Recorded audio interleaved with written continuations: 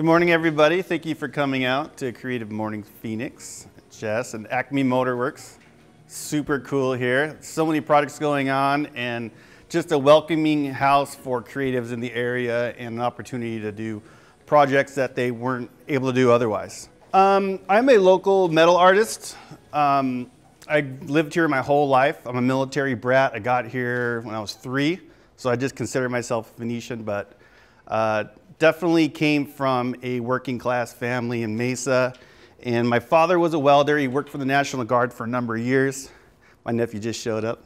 Hello, Dylan. This is my assistant, Dylan Espinosa. Hello, everyone. He helps me with parts and making things along the way, so thanks for coming.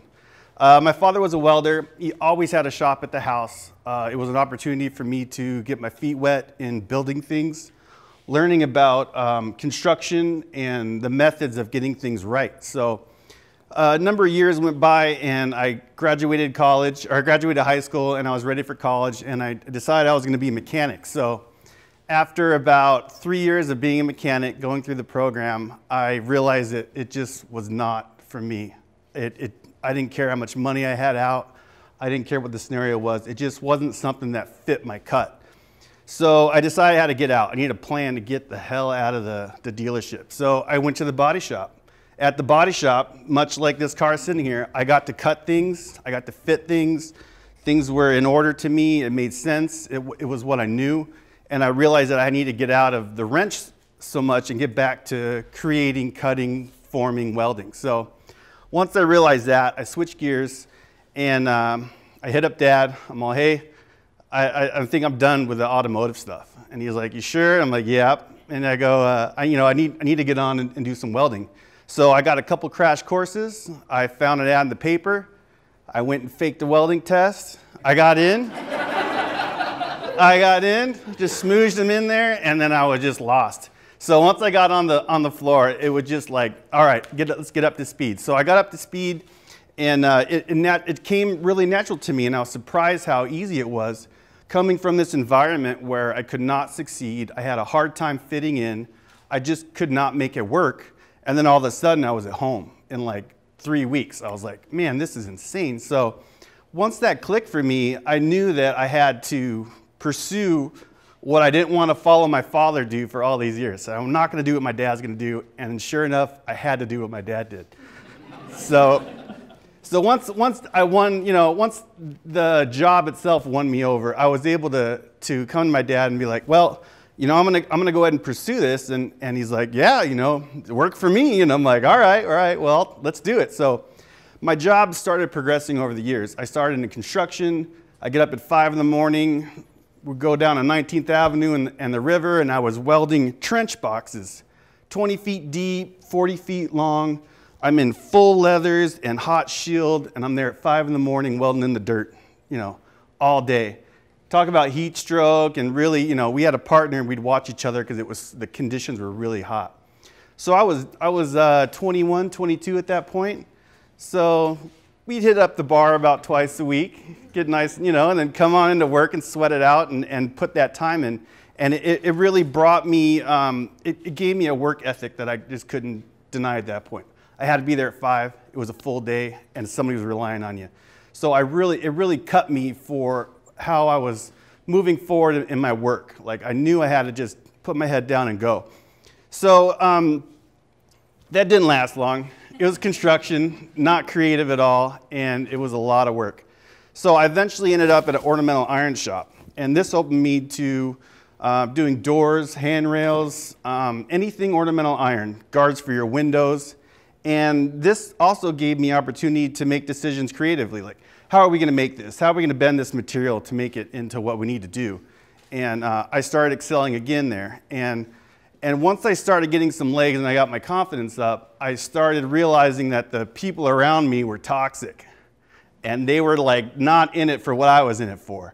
I was in it for that warm feeling of I'm supposed to be here.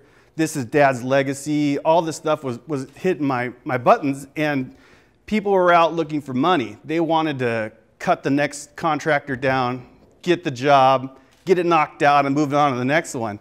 And I understood that, but I knew it wasn't where, I didn't want to be that. I didn't want to be constantly trying to win over a job. So, at this point, I'm making things on my own outside of my 9 to 5, and I started making things that were totally out of what I was doing at work.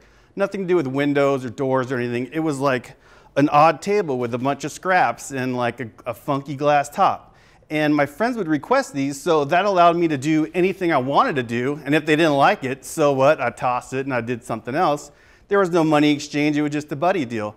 Well, that let me to just do whatever I wanted to do. So I started making tables and odd chairs out of like leaf springs, and not everything was great. A lot of things went right to scrap, but it gave me that open window of, let's start pushing here and let's start getting things done that are not the norm and not what I see.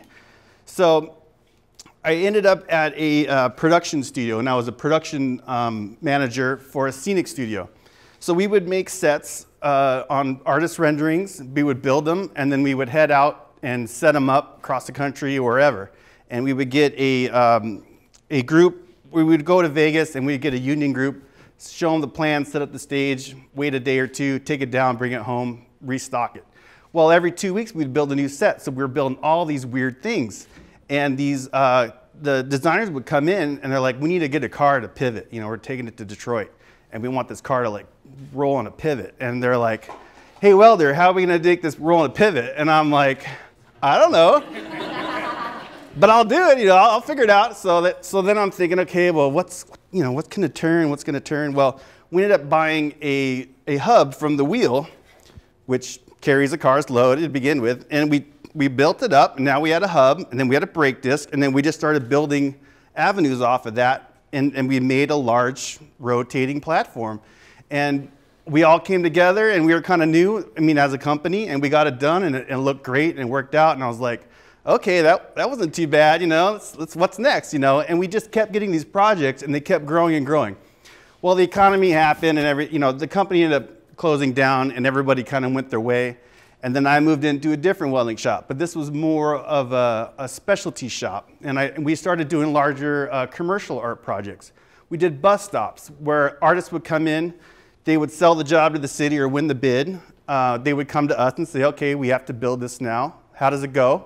We would all sit down and figure out how it needs to go and make it accordingly, and the artist had to approve on everything. So there was an aesthetic eye that needed to occur. Like, people needed to relay whatever the artist was trying to relay within our shop.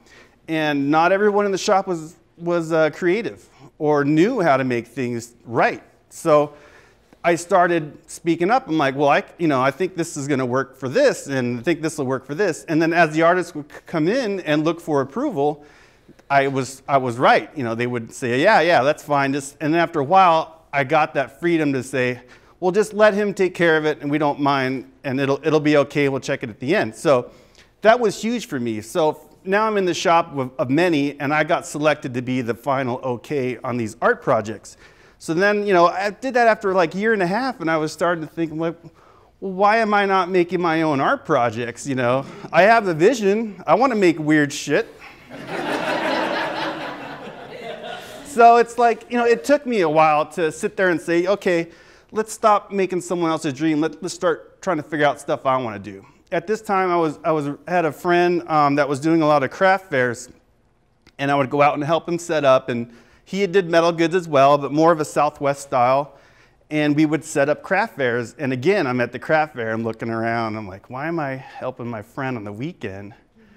And I could be collecting this money if I had a line. I have a welding shop, And so again, I just kept hearing these things recur, and I'm like, man, enough. I'm gonna just start making stuff again.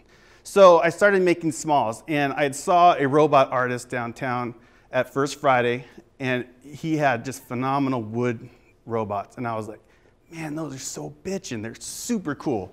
And his Spaceboy Giordo is a guy, and he had these cool robots, and I'm looking at him, I'm like, the detail on the finish, it was all like hitting everything.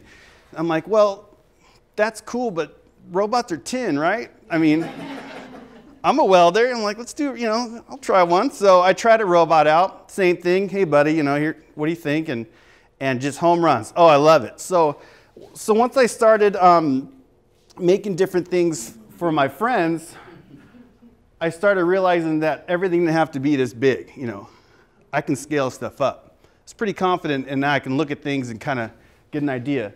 This is Tom. This is one of my larger pieces. He's a 8-foot robot, and Tom's head's made out of a gas can that you'd find in a boat. So it's had this long silhouette of a head, and it kind of fit the bill. And I'm like, all right, well, let's see what we can do with this boat deal. And I started laying out all these gauges, and I had these old gas fillers for the ears, and I just started laying things out, and I'm like, oh, there it is. That looks all right. I'll buy that. It looks believable. And I started putting together combinations that I normally things I would look over, So I first went to my garage and started finding parts, and I started to bring things together with things I had in my garage. And then I started getting some direction. So I kept with the retro theme and robots. And being in the military brat, I loved everything that was about the Army and that was like solid and industrial. So then I started shopping in those avenues. I would go to junkyards that would buy out government auctions, and they would have pallets of junk. So I'm like, all right, well, that's stuff I would find at my dad's work or whatever, and what do we got? So I started, as I was traveling with my same buddy that does the craft shows, we ended up in New Mexico one time. And I'm like, oh, New Mexico, yeah, food, I'm thinking chili, and I'm thinking, oh, the atomic bombs, and wasn't that in New Mexico? And I'm like, oh yeah, Los Alamos. I'm like, oh, that's only 45 minutes from where we're at. So I'm like, let's go. So he goes, what do you want to do? I said, I want to go buy parts in this place at Los Alamos called the Black Hole. So he goes, okay. So we go over there, and it was like a movie. I mean, rainy day, the roof was leaking, the guys on the chain smoking Marlboros on the couch outside. I'm all, hey.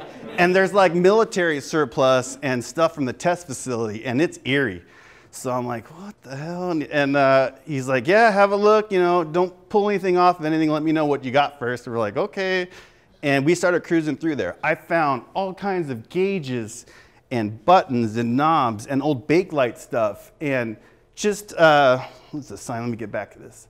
And just all kinds of things that I just didn't see were here where I live. So I started buying all these parts and odd gauges and like these old glass lens, aviation panel light lenses. So now I started getting a genre of this is old retro military and or transportation. So all of my parts picking kind of centered on that, and I let that accent the rest of my artwork. And it really gave me a home, and it found my work a niche, if you will. And it related to a lot of folks. Whoops, let's see. So as I started doing robots, and I'm a fabricator by trade, so I make anything. I mean, I was taught I can make you a trailer, I can make you a gate, front door, like I said, whatever. Well, that didn't stop, so signage was like next on my alley. I love old retro signs, anything on the road. So this is a sign I did. This got bought by Discount Cab here in Phoenix. This lives in Tucson, in their Tucson office. And does anyone know, you recognize any of the parts on here at all? Anyone? Close, that's my next sign, that's my next one. This, we bought our first house, and it was a foreclosure, and I'm tearing out the closets. This stuff sucks. And I'm looking down, there's that gold track on the floor. And I'm like, hey, that's kind of cool. There's some, some texture there. It's weathered, it's worn.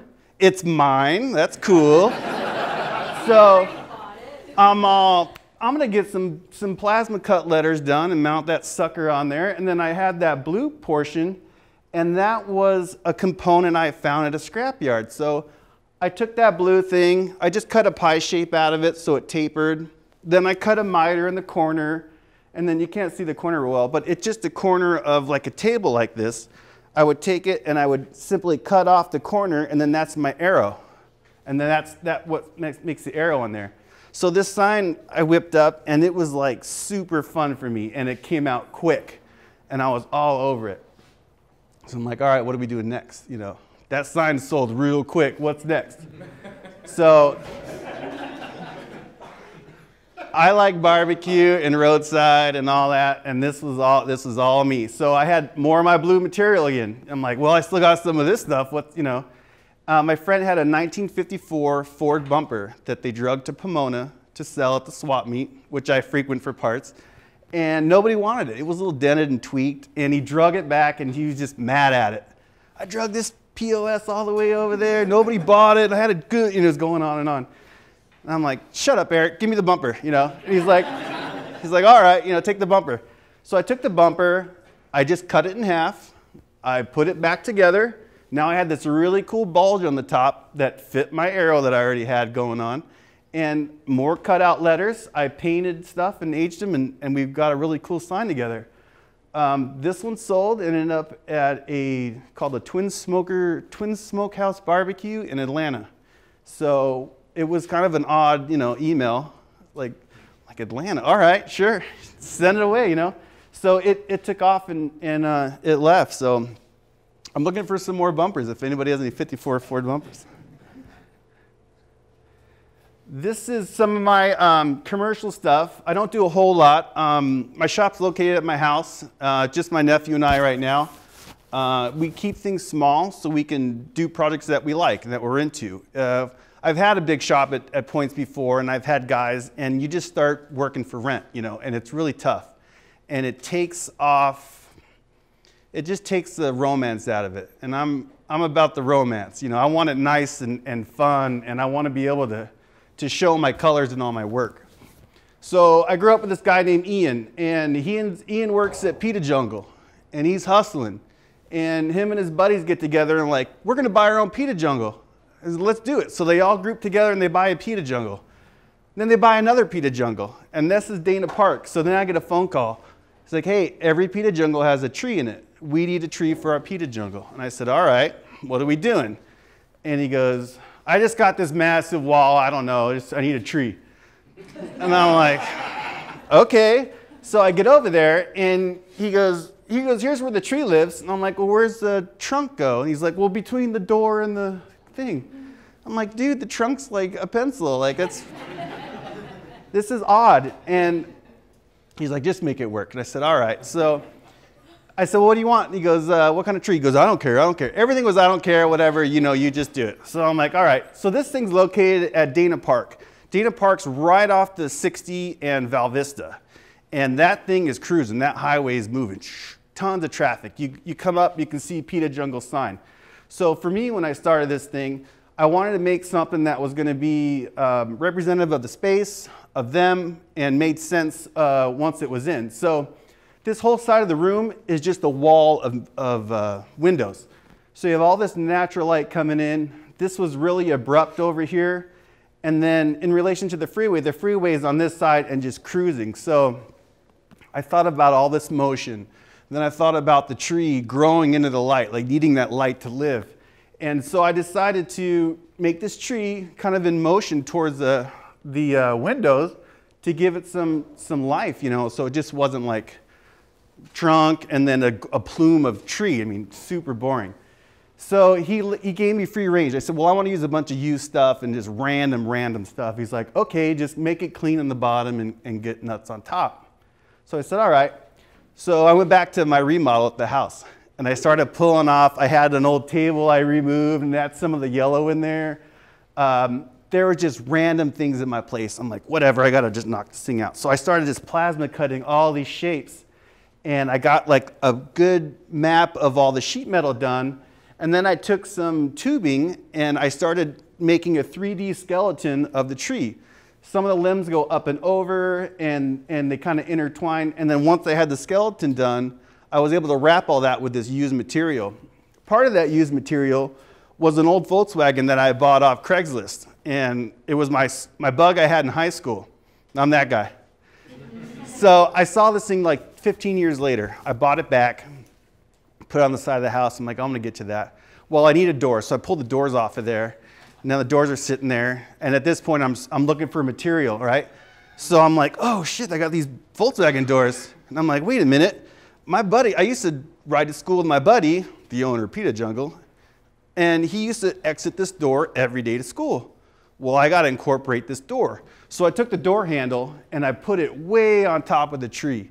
So super high up. So I got the tree up there And they were all over it. They loved it. And I'm like, hey, do you remember my bug? And I'm going over the story. He's like, yeah. I'm like, well, that's the handle that you used to go to school in.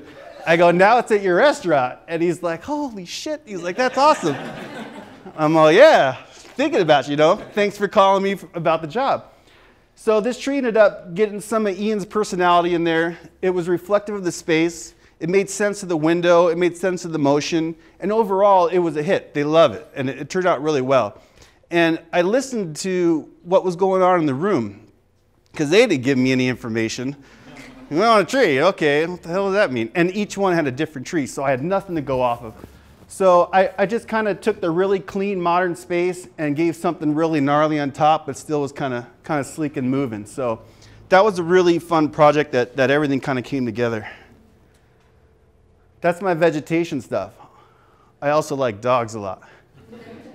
So I started taking some automotive springs and I started making dogs out of them. These have a track wheel from a rolling gate on the bottom there, a spring seat from a bicycle in the back and on the eyes. This is a part I found in Los Alamos, that gauge. The whole thing was a power box.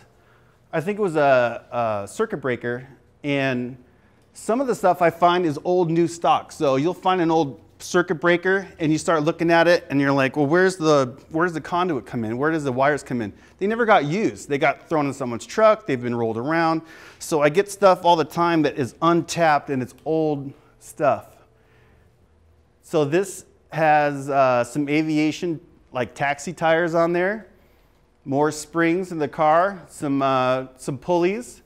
And I believe that's an old heater core out of a car. So it's a part of an air conditioner. So I like a lot of modern architectural accents. I brought some planters in today. Phil's sitting on one here. These are the planters. These are the planters before they became planters, all the parts here. Some of you know what these are. Any guesses on what these panels are? These are reclaimed panels. Well, back in the day, they had old data rooms, computer rooms, and they had all these modular floors in there. So I'm walking through a junkyard one day, and I come across these panels, and I'm like, what is this? It's like this big sheet of linoleum on the backside. And I brought it up there. The price was right. I bought all I could. I couldn't afford all of them, so I stashed them within the junkyard for a later date. Maybe I did that. And then I bought all I could, and I was real nonchalant. I can't go in. Side note, when I go in a junkyard and I go to buy parts, I wear whatever I wore like 2 days before. It's a little dirty. I'm not the cleanest. I get in there. Because if I come in squeaky clean, then I have a new price tag on me. And they're like, oh, what are you doing? Where's this going?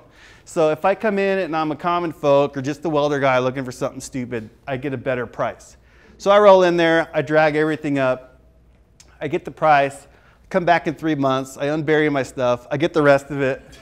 And I'm out of there. So I have these great computer room floor tiles. So I sandblasted them. We did a nice patina on them. We did a really nice finished edge on there. They're super modular. You can do anything. These could be a fountain, a light box. They could be a planter. So we made these cool planters out of them, and we put some uprights for string lights, and they just really transform like a patio quickly, and you still get to recycle and have something really unique.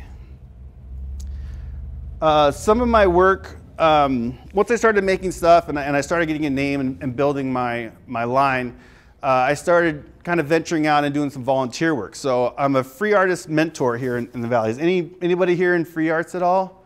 A couple free arts people? All right.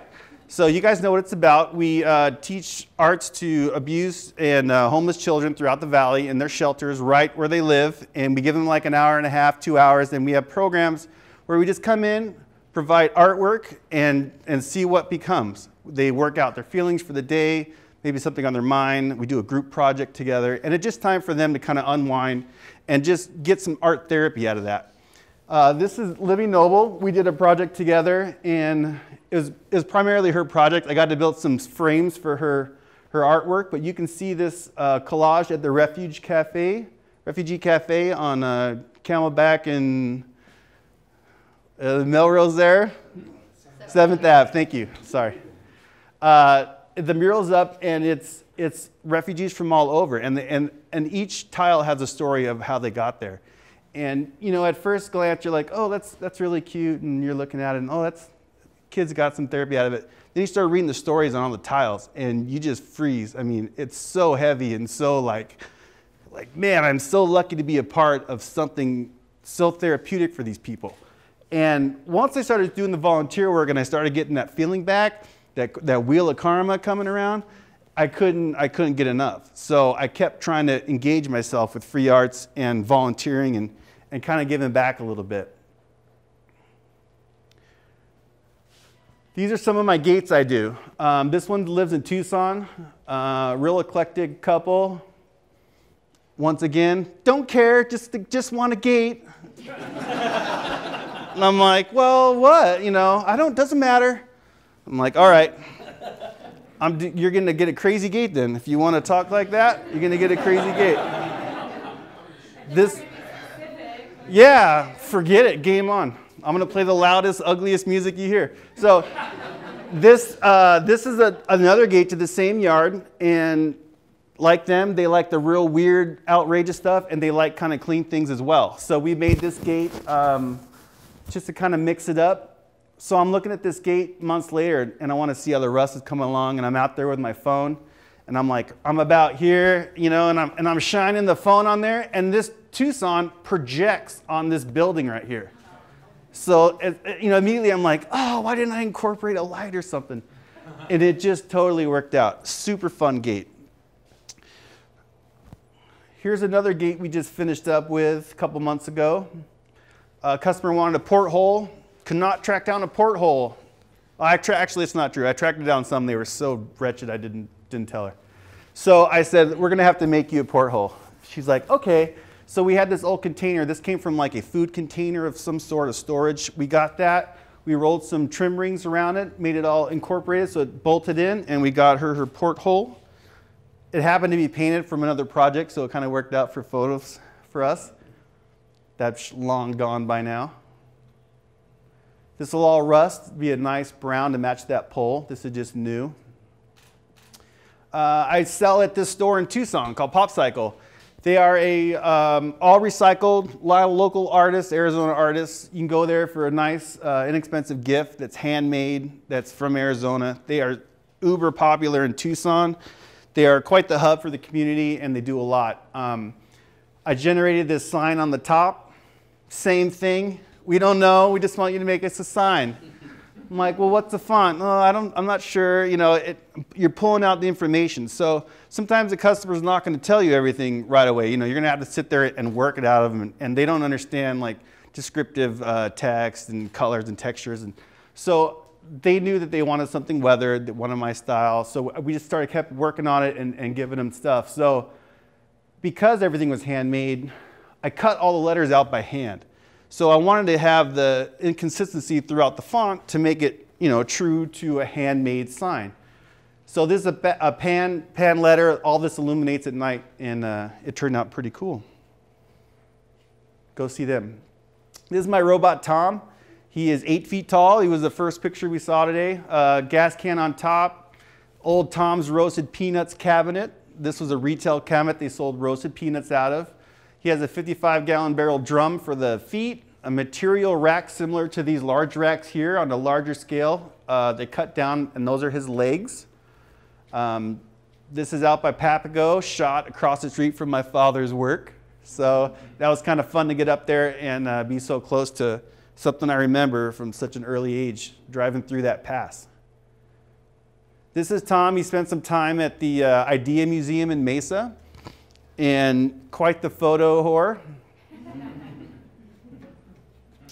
This lady, Julie Rusted in Tucson, had contacted me. She makes these really cool flashcards for kids, and they teach the kids about local wildlife and vegetation here in Arizona. And she's like, I'm doing my son's room. I need to do a robot of Tom. And I said, all right, paint away. So she did this and brought it to me, and it was really cool to get that feedback from another creative. That's some more of our Pita Jungle tree. This is a front door we did on the right. This is a private residence in Tempe. super modern house. It was like a build out.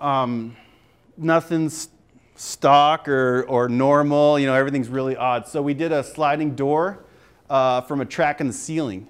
And that whole thing just fully 100% opens all the way up and shuts back. The frosted glass on the left, we did all the frames for that. So we'll do architectural stuff to pay the bills and to get things done. Wanted to make some bike racks. So we started working on some bike rack ideas. And I didn't want to make the typical bike rack. You know, you see a lot of just the up and overs and just the generic bike racks. And it's so boring. I'm just over it. Every time I see it, I'm like, oh, just a little more time or get an artist in there. So we made this here, and this actually got picked up by my buddies at PETA in Gilbert. So this is off Gilbert in Williamsfield, way on the east side. This is the beginning of some, we did some bike racks for Gadzooks. Anyone eaten at Gadzooks in Phoenix? Great enchiladas. So we took some 1-inch bar and we rolled them on this machine and we overlapped them, and then those will get cut in the center, and that's the beginning of our bike racks here. So we took their logo and we were able to duplicate their logo with materials that would withstand the traffic of the bikes and make sense for them overall. So you can line these guys up and you can see straight through. We made everything really crisp because the build out on there they did such a nice job that we wanted to complement what they had going on. Here's another bike rack I did. That'll work for a bike rack, right? This one ended up, got picked up by a company in Canada called Robots and Pencils. They make some apps for like Spy versus Spy, and they did some fun projects. So that was a fun day when I got the call from Canada. So they want a bike rack. Just do anything you want. Yeah, well, that one was already done. I had that one up online, and they hit me up. So I thought the shipping was going to kill that call. I'm like, sure, I'll get back to you on the shipping. And they're like, yeah, bring it. And I'm like, okay, you got it. This is my workshop, one of my benches. I try to keep as organized as possible, mostly by color and shape. If it'll fit on my thumb and it's, you know, in that color range, I'll kind of group it. I use a lot of glues and epoxies with some of my robots, rivets if I can. If there's ways to mount it, I'll do that. The process of the robots, we age, we paint, we age, we patina, we seal. So it's a lengthy process to get all of the finish down. But I learned that over time, you know, if you take that time and figure out those extra steps that your peers or whoever's next to you is not doing, then you're going to shine a little bit brighter. So I spent more time and I refined all my finishes, and it's really separated me like at the street fairs and throughout. This is another piece I did for Free Arts. This is their annual auction. This one's called Bushel and a Peck. We shot it out by a cornfield by my house. It's made from a hit and miss engine cooler.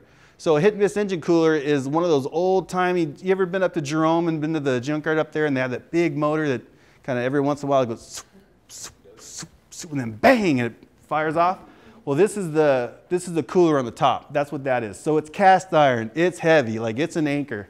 The bottom's made from plow discs that would go in the cornfield. So we took that plow disc and we cut it in half. We made the shoulders out of that and then kind of trimmed it out. This got auctioned off for Free Arts. We recently came back from Tucson. We do a show called The Big Heap. This would be our little booth set up in Tucson. We kind of did, I've been doing robots for a while, so sometimes I mix it up. I tried to bring minimal robots and more like outside kind of, more of a place setting, a space filler, not so much like a retail. I was trying to mix it up a little bit, so it went well. We had a great time. Sometimes I'll get into stuff and people just don't get it. Shows like this, they'll come up and they feel obligated to say something sometimes, and it doesn't always mesh with, you know, what you think you got going on. But the truth is, it's, you know, if everybody liked your stuff, it wouldn't be anything to talk about, you know, it'd just be boring. So we were set up on Grand one time, and we had a lot of traffic coming by, and this dude came walking by, and he's like, you got some, he had the best voice, he's like, you got some weird shit, man. And I was all, what? You know, wait, hold on. And I had Tom out there, and he stopped. I mean, he just couldn't believe it.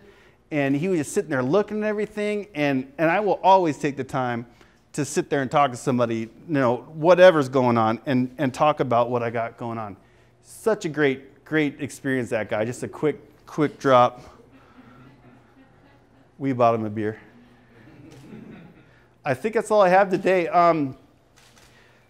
Not everyone's going to get what you're after. It took me a long time to figure out where my home was and what I really wanted to start producing and making. So I love these recycled materials. I use them as much as I can.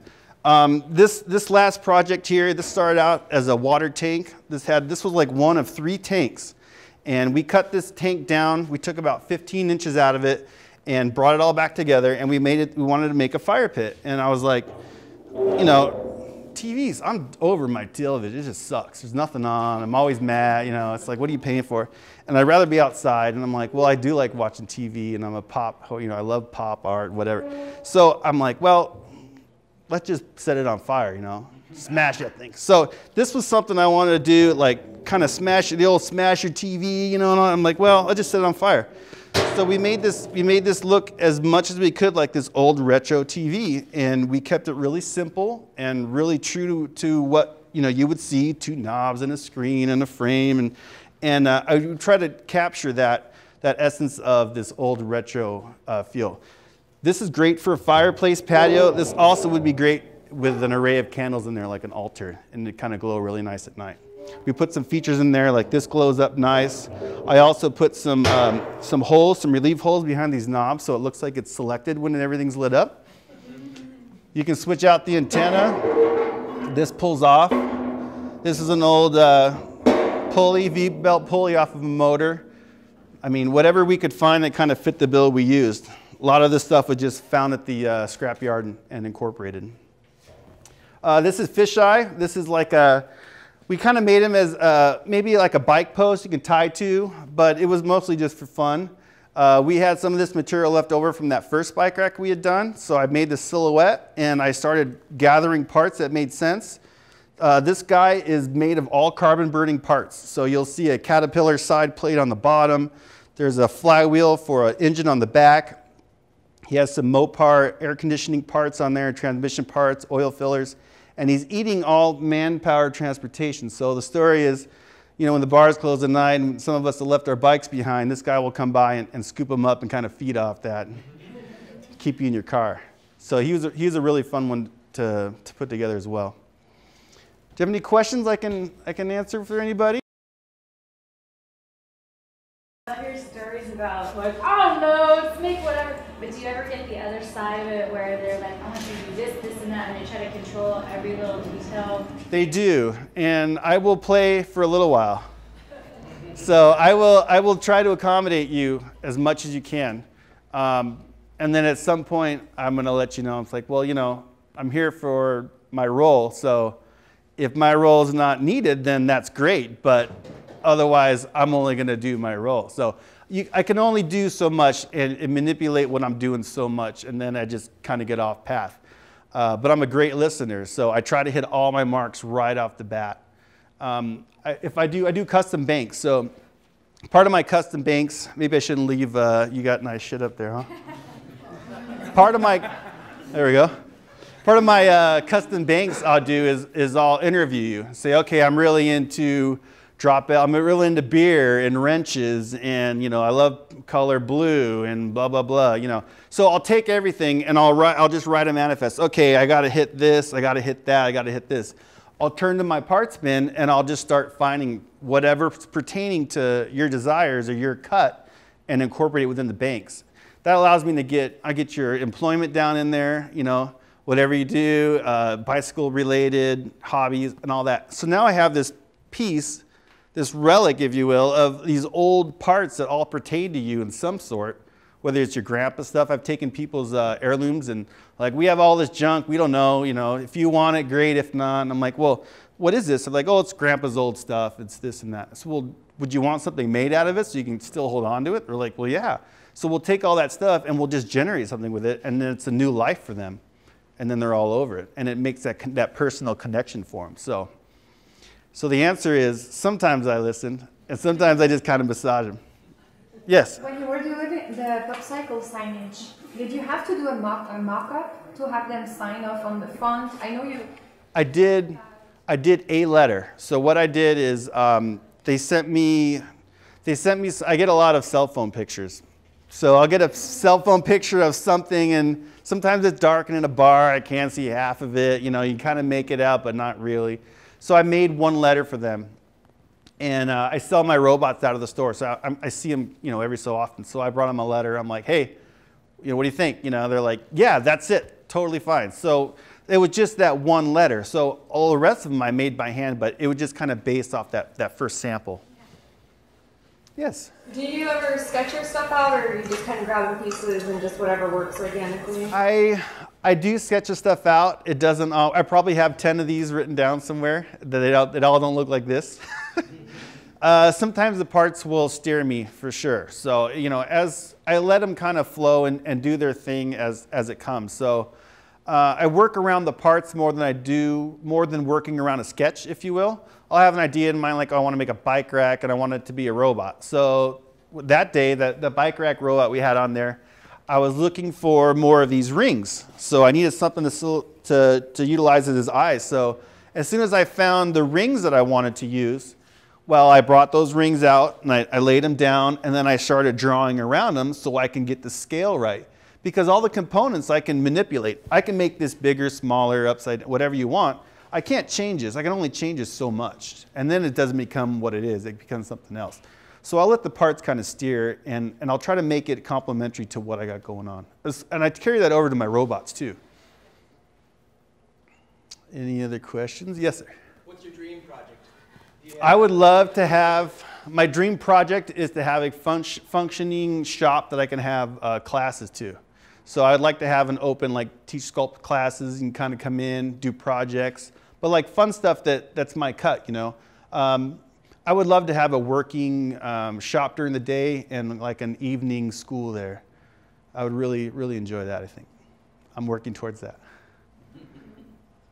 Any other questions?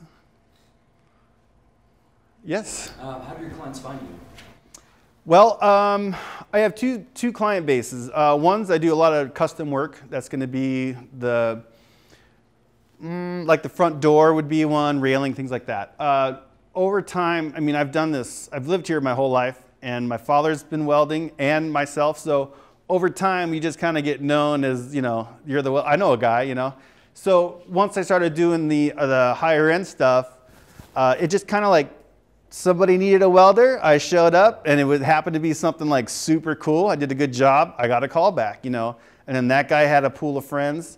One of my clients generated, I think, 4 or 5 leads off of one, and each one was equal, great job. And it's just that service that you put forth. You know, you can't fake the effort that goes into your stuff. It's either there, it's present, or it's not. So after I started delivering that, they started coming back and really, you know, they're like, okay, you're trustworthy. That's when I get the whatever, just make something cool, or, you know. Yeah, that's where the freedom really came. It took a number of years of proving myself and showing that before they cut me loose. But I have a small group of clients that we keep. My other end of my traffic is my retail stuff. We did some wholesale shows in Dallas. We did the Dallas gift shows. The folks in Tucson also are my reps, as they do the San Francisco gift show and the Las Vegas gift show. So you can find my robots. They've been in the Bill Clinton Museum. They've been in odd places. I'm like, huh, okay, you know, whatever. So yeah, so they just kind of get dropped off sporadically. A lot of them West Coast. We have a lot of places on Laguna Beach and things like that. So they don't tell me always where they're going. Yes. I'm really glad you didn't stay in your day jobs. Yes. But what advice would you give to somebody if they're scared to make that jump? Like, I know the timing for everybody's different. Like, I've had people say, don't leave the day job until you're pulling like 2 or 3 all-nighters a week on your other. They tell me about that having kids too. You're never ready to have a kid. Just have one and get, yeah. So I think it was like, man, a number of jobs where I just felt really frustrated and I wanted to grow. I remember that one job I had where the artists were coming in and we were doing other projects. I approached my boss and I said, hey, look, you know, I'm totally capable of doing these fun art projects. And let's I'm already on the payroll. Just plug me in and let's start bidding on some of this stuff.